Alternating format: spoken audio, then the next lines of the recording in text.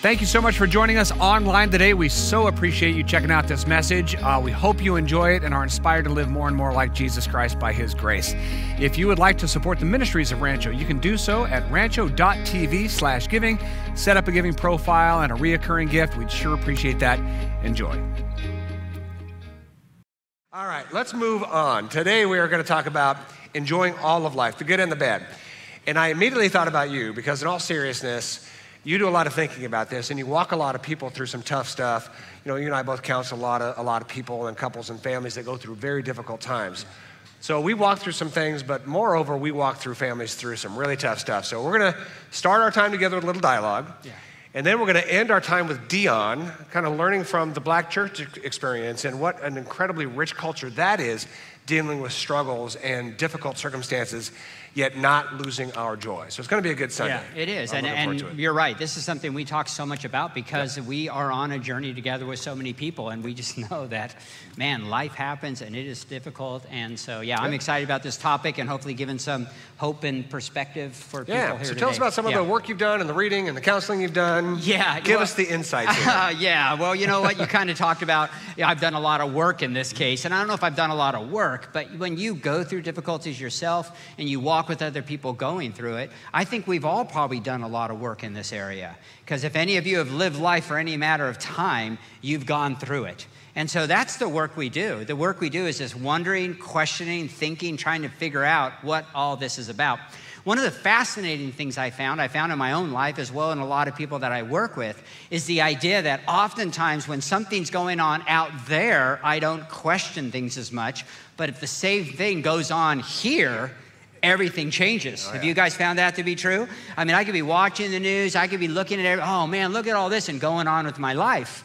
But man, when it happens to us, everything shifts, everything changes. And it's a lot easier to deal with, man. Oh man, look what's going on over there. And man, the depths of feeling and questioning when it's like, what's going on in here is huge. So one of the things that I have found that I think is really important is that accepting that life is uncertain is a very important step in learning to enjoy the journey. Accepting that it's uncertain. Accepting the reality of what we have going on around us. If anyone has ever read the Bible, right? It is not a book chock full of everything going right. As a matter of fact, the opposite is true.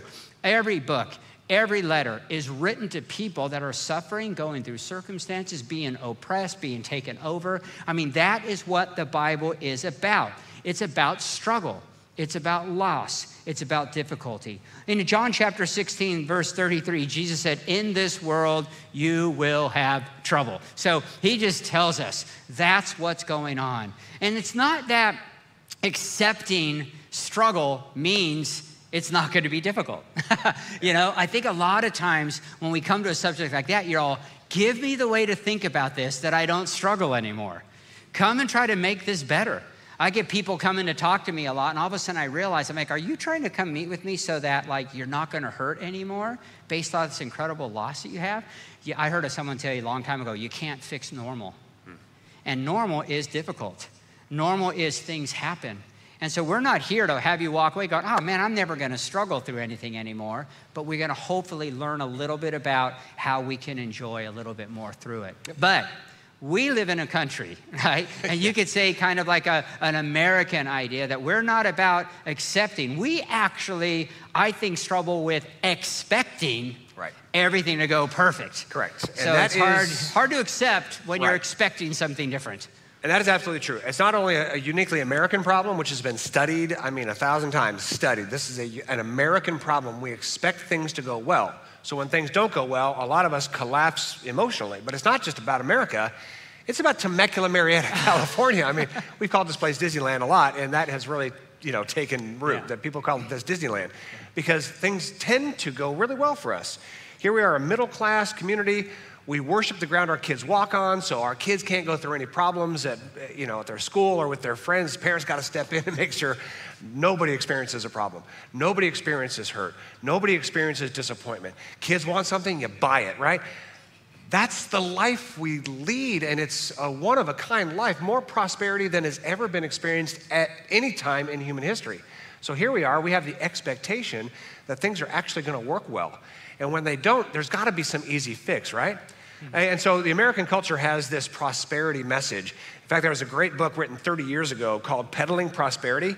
30 years ago, this gentleman was waving a red flag saying, I think America is going to have a real culture problem here if we expect things to go well, if we expect things to be prosperous, because anything turned sideways, we will collapse. And so he talked about sort of this idea that in America, there's this prosperity peddling. Like if there's a problem, there's an easy fix. Here's a surefire investment. Here's some quick money here, right? Even in our own time, cryptocurrency, which took off and then collapsed. Fortune favors the brave, right? Quick fortune right here and right now. If you've got any kind of ailment of any kind, there is a pill for you. There's 100 pills for you. The supplement industry and pharmaceutical industry, we are 4% of the population that consumes over 1/3 of the pills in America. And so there's something about that idea that I need a fix, and I need a fix right now because I expect things to work. And we are so into that we're starting out with this fear-based thing nowadays. Right. Anything when you're talking about looking at, you're not doing this right, so you need to do this different. So we're peddling the fear to sell our product. And Absolutely. so it is a fear-driven to an expectation. If you take this, do this. I remember one of my workout things made me think like, you don't do a push-up right. I better buy your program. What does he tell you to do? Push-ups. And you're sitting there going, it's the same thing, right? But he starts with fear, makes me give my card, and then I find out there's nothing new under the sun. But I've seen you do push-ups and they stink. I need to figure your technique. Yeah, it didn't help me. That's the problem. It didn't help me, yeah. So the prosperity expectation in America is a significant reality that we all really live in. And here's the conclusion from 30 years ago from this author. Prosperity promises solve nothing and leave a mountain of debt and disappointment. If we look at our own lives, it's like all this reaching after prosperity. Oftentimes what we're left with is a mountain of debt and disappointment. There is something better that we can achieve here that's not about the next thing working out for me or the expectation that it's going to work out for me. However, the worst of all this, the worst of this prosperity doctrine is right here in church. It's the worst. You go to a lot of churches, a lot of church environments, a lot of religious communities, and you will get a prosperity doctrine. And here's how it goes. And you might have heard this, and honestly, you might even believe this. And I'm asking you, if you believe this stuff, maybe today just take a step back and think, is this the healthiest, best way to think? Here's what you hear in a lot of church environments. God is a good God, so be a good person, and a good God will give you good things. That's the formula. We hear it all the time.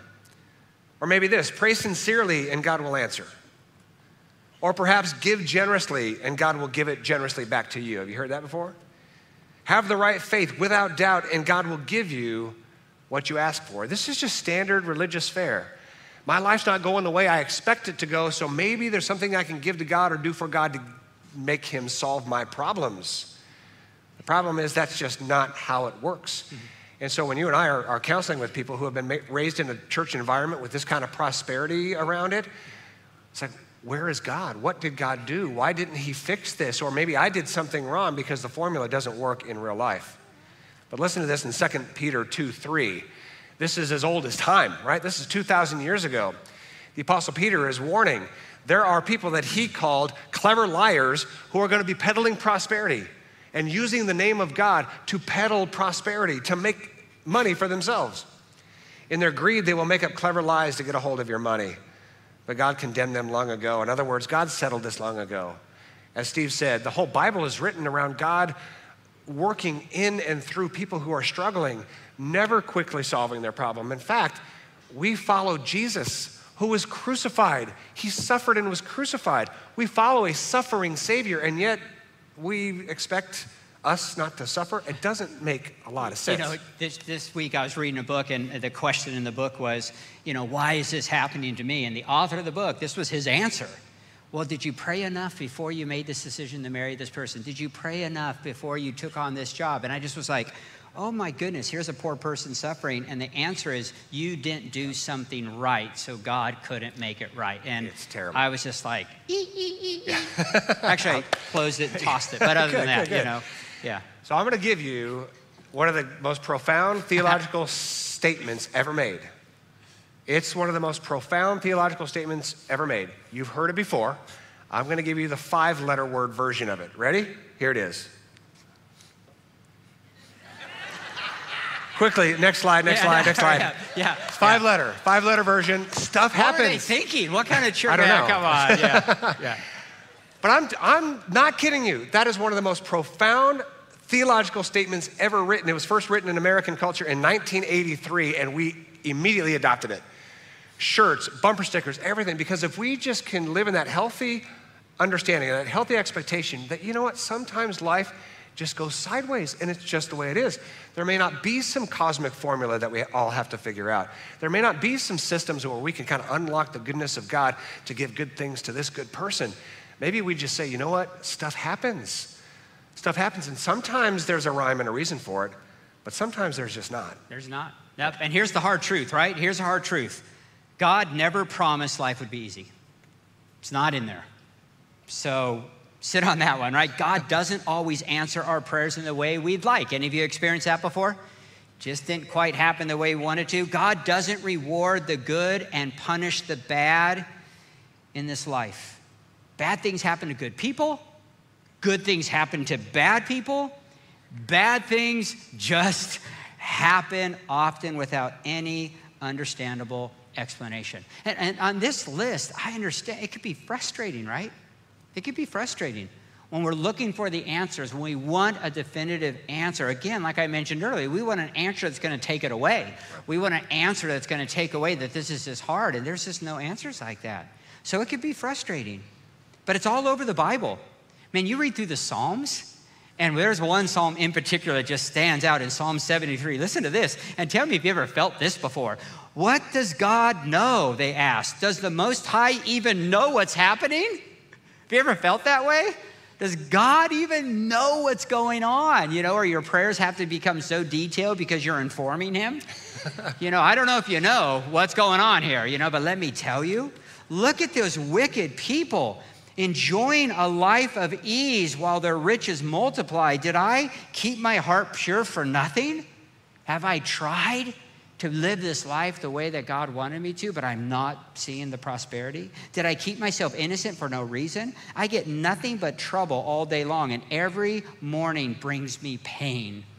This is what they wrestled with. This is what the Bible is full of. The reality that the question will never go away, right?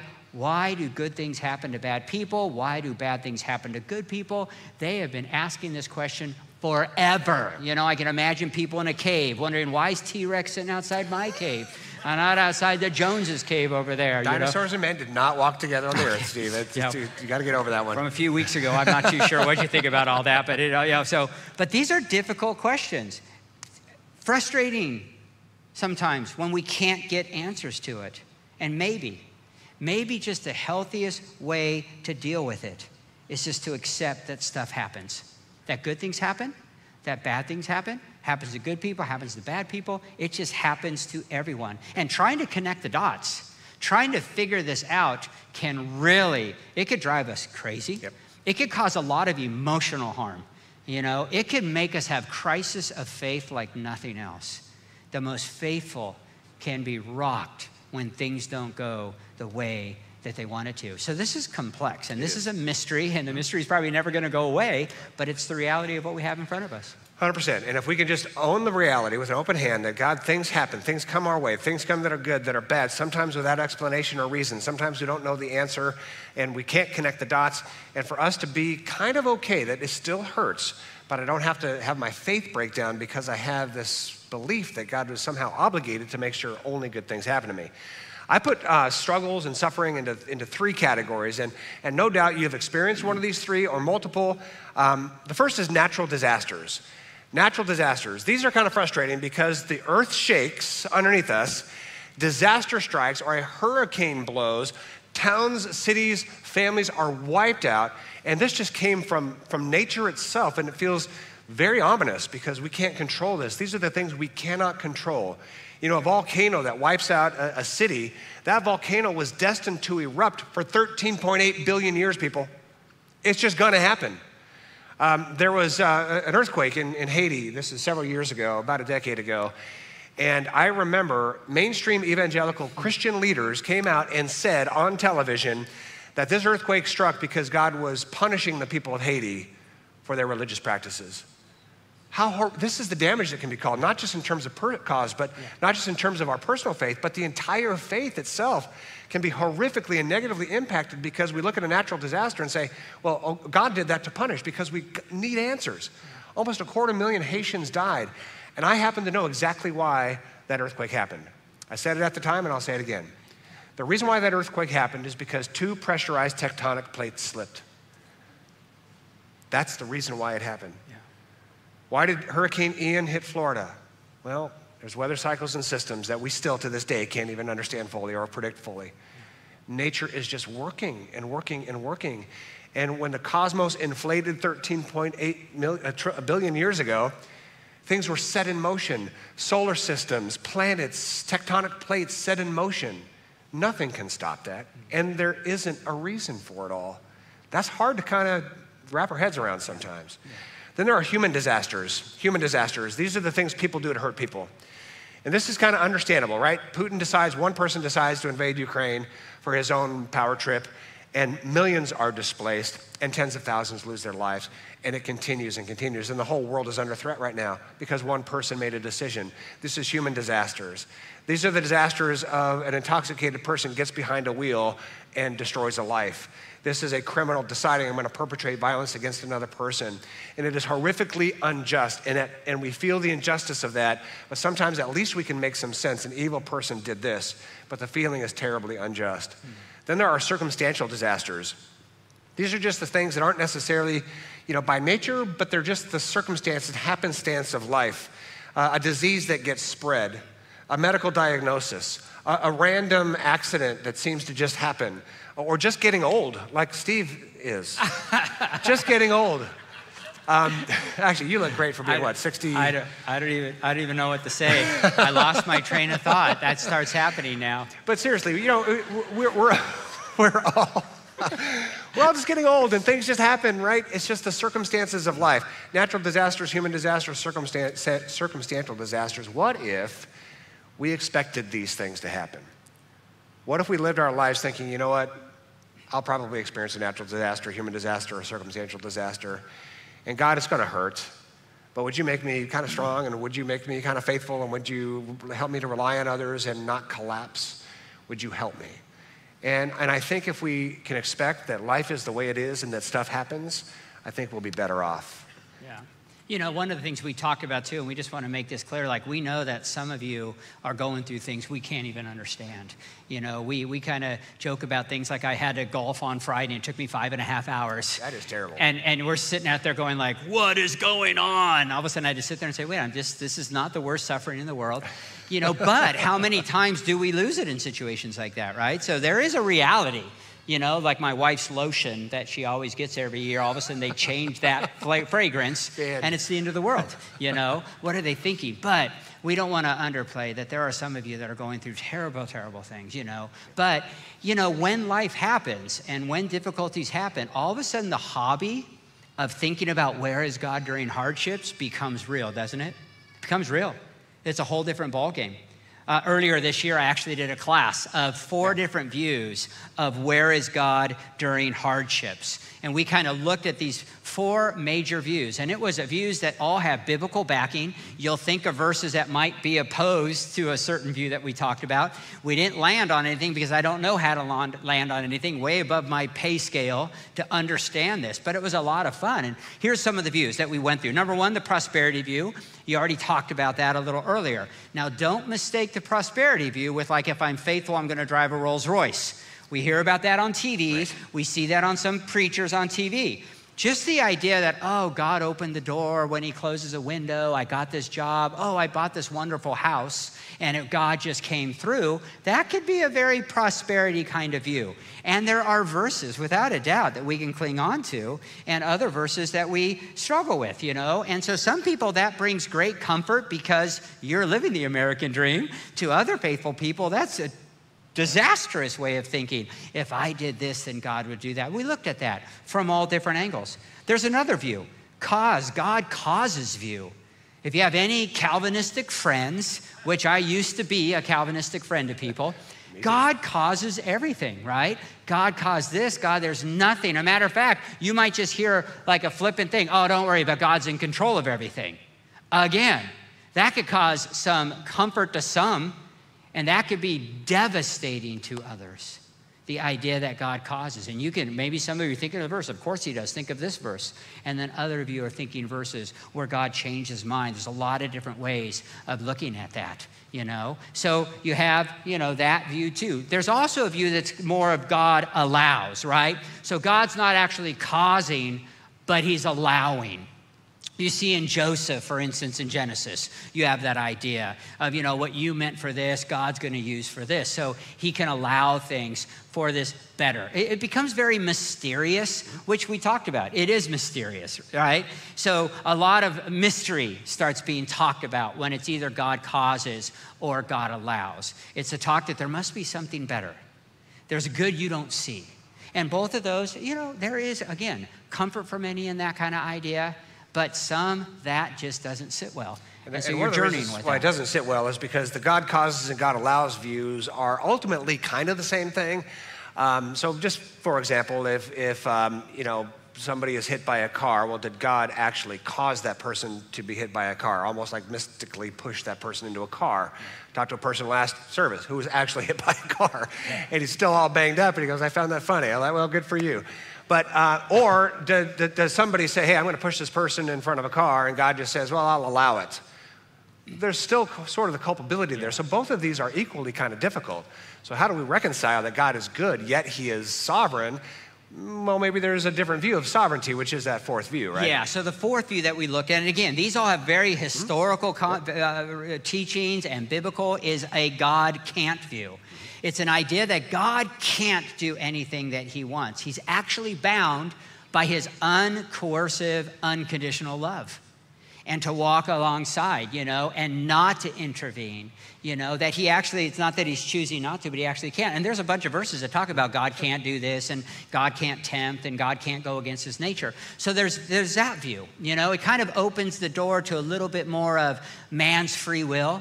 You know, highly relational. That we're free, we're relational. God's, you know, more relational than just this ominous being overlooking. And I would say that this was the view that a lot of people in our class, like, ooh, never really heard of that. A lot of interesting stuff being written and talked about. But all those are views that leave some people with a lot of hope and some people with a lot of frustration. Doesn't matter what group. And one of the guys in our group was like going, here's my conclusion. I wish there was more options. And, you know, actually what he said, I wish there was more options. I feel more uncertain than I ever have, and I feel more at peace, which is really cool. That's huge. Yep. You know, because he learned to accept as we walk through this class. But there was a couple things we came to a conclusion in this class that we feel all of them align with. Number one, we do believe that our decisions matter. Even if you believe that God causes everything, just know that what you decide makes a difference in people's lives, right? Even if it is God telling you to lift your right arm and he just told me to do it again. I don't know how all that works, right? So that's one that all the views land. We also believe that you can grow in difficulties. Yeah. I mean, any of you grew through difficulties? You know, right? That's where we grow the most. And so that's another thing. But the one that really stood out to us was this idea of a God with us view. That's something we narrowed in on. That whatever view you hold in this or any other views, or you don't know what one to do, is that there is a reality that God is with us in each and every one of these views. In the book of Hebrews, chapter 13, it says, God will never leave you. God will never forsake you. And so there is that which we narrowed on. And we, no matter where we look, and none of us is going to get us out of the problems and the circumstances, but the belief that God can is pretty powerful. I am not certain how God works in all of this stuff. But I do deeply believe, or I have faith, that he's always with us. You mentioned Jesus going to the cross. He suffered so that he could empathize with us. We have a God that actually entered this human history and suffered just like we do so that he can walk alongside us in our suffering, so he can weep when we weep and hurt when we hurt, those kind of things. So he feels our pains and he can empower us to experience peace even in the midst of the uncertainty, no matter which view you land on. That verse I looked at earlier in John 16:33, look at the whole thing. I've told you these things so that in me you have peace. In this world you will have trouble, but take heart, I have overcome the world. So Jesus is teaching, man, we got to accept, right? We got to accept, and we got to know that he's overcome, that he's with us, that he can empower us, that he can help us get through things. And I'm telling you, that to me is more powerful than him changing everything, because it sure seems like whenever he changed, we were talking about Lazarus being raised from the dead this week, and he ended up dying. Did you know that? He rose from the dead and then died again, you know? And so these kind of realities are short-lived because life keeps happening. But when you can begin to trust that he's with us. So I still struggle a lot trying to figure out which view is right. I don't think I'm ever going to stop wrestling with this, but this is what I've learned, is that I've learned to enjoy the journey, but more by accepting the uncertainty and trusting that God is always with me has been a journey of joy for me, and being able to be a little bit more in today and find a little more joy in the midst of it. Well, dude, I appreciate it. You've helped so many people through this. Thank you, thanks. and we appreciate you, Steve. Thank you. Thank you, thank you. A lot of us in the middle of the night are reading deep books of theology, can wrestle through this, or we're experiencing pain and we're really struggling at an emotional level. But I want to simplify it before we bring up Pastor Dion here to close us out. I want to simplify this because a lot of times we wrestle with God. God, you're a good God, right? And you love us, and we're trying to be good, and so why do bad things happen? We struggle with that at a deep, deep level. What I tend to tell people is just to simplify it and just say, hey, listen, God is parent. God is parent, kind of like capital P, parent. The way we are a parent, God is parent. And if we could simplify this idea that God is a parent the way we are parents, for those of us in here who have kids, do we realize that we made an intentional decision to bring children into a suffering world? Were we aware of that when we had kids? Did we think through that? So a good parent brings kids into the world, and they will struggle at times. Now, we hope they don't struggle a lot. We hope they have a good life. We trust that their life's going to be full of love and laughter and relationship for sure. But we intentionally brought kids into a broken world, and they will struggle. So the way any good parent will bring a child into the world knowing there's going to be struggle, that's the same thing God did with us. It's the exact same thing. God is Father, right? The way we are Father, the way we are Mother, and God intentionally brought us into a world that was broken. He intentionally brought us into a world that could choose good or evil. Just read Genesis 1, 2, and 3. He brought us into a world that could choose good or evil. He brought us into a broken world with broken nature and broken humankind and broken circumstances. And so, yes, when we struggle, we can choose to blame God, but if your kids struggle, will they choose to blame you as a parent for bringing them into this world? We've got 4 kids. We take them every single spring to Utah to ski. It's kind of our annual trip. We all look forward to it, and there's a risk involved in that, right? We take them on the trip because we want to spend some good time together. We want to experience something together, have fun together, a little adventure together, learn something new together, right? Do something incredible going down the slopes together. But there's a risk. Some kid just might get hurt. Some kid just might, half a day into learning how to snowboard, crash and break her arm, which happened a couple years ago, right? And so was it our fault? Was it our fault? Did Aubrey, with her mangled arm, start screaming, you did this to me, where were you, why did? No, we're a parent who brings a child into a world, and this world has a lot of complications, and there could be some suffering involved, there could be some tragedies involved. Was it our fault? Well, I suppose ultimately you could say, well, we brought you into the world, so I guess it's our fault if you want to blame somebody. But what God does is he gives us the freedom of love, and the freedom of love is risky. When you love a spouse, when you fall in love with another person, it's risky. There could be hurt there. When you bring a child into the world, it's risky. There could be hurt there. That's what God did with us. He in his divine providence said, I want to be in a relationship with my creation. So he made us in his image. That's risky. He made us with the capacity to love, which means we could choose good, we could choose evil, we could choose to love or choose not to. There is no real love if there is no real choice. God took a risk and brought us into the world, as we take a risk and bring other human beings into the world as parents. If we can think it's really that simple, perhaps some of the noise in our heads about the what ifs and the whys start to kind of settle down. And maybe when we go through a period of hurt, instead of wondering where is God in all this, just think, God is a parent, and he brought me into the world, and he took the risk of love. And in this world, there will be some good things that happen, smiles and laughter and community and fun, but there will be some tough times in this world as well. And that's okay. And while it hurts, I can enjoy it all. God is parent the way we are parents. And one of the things that I think is most comforting is that because God is a parent to us, when we hurt, he hurts right along with us.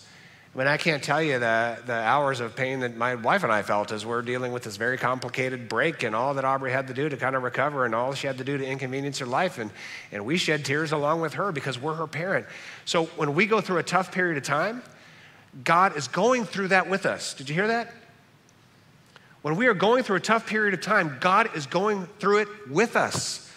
Steve mentioned Lazarus earlier, right? He loses his life and his family is struggling. And what did Jesus do? John 11:35. He wept, he cried. And Jesus is the expression of the heart of God. So we know when we lose a loved one, God himself cries. When we go through a terrible diagnosis, God himself cries. When we're struggling emotionally or have been abused or a victim of a crime or natural disaster, God himself is suffering with us. 1 Peter 1:24 says this, as the scripture says, people are like grass. Their beauty is like a flower in the field. The grass withers and the flower fades. Get what God is saying here. God is saying we are like flowers. Beautiful, beautiful flowers. That he created with all the risk of being created in a broken world. We're like beautiful flowers. Each one of us is treasured. Each one of us is a magnificent miracle of life, right? We're like a flower. And certainly we would love every day for there to be warm sunshine and a cool breeze on our little flower, right? We would love that. But sometimes the storms come. Sometimes the wind comes. Sometimes the freezing comes, and that flower struggles. But that flower is still very beautiful. That flower is still magnificently made by the hand of God. That flower is deeply loved by God, whether it's warm sunshine and cool breezes or whether it's the torrent of the storm. We're a beautiful flower, and we do fade. We do fade. But in the midst of all that, whether it's a great day of sunshine and cool breezes, or whether it's the torrent of a storm, or whether we are fading, or someone we love has faded, underneath all of that is a great comfort. As Megan said earlier during worship, that in the struggle and in the suffering and in the pain, God is right here, and he's comforting us by his presence and comforting us by his spirit. And we see the comfort of God himself and how Jesus wept with people who were weeping. And we also have that comfort from other people as people surround us and help us and hug us and weep with us and care for us. That is the presence of God in us all, helping each other. There's a great comfort there. But there's also this ultimate hope that even though this life includes some suffering, there is an eternity to come. There is an eternity to come called heaven in the presence of God, where there will be no more weeping, crying, or pain.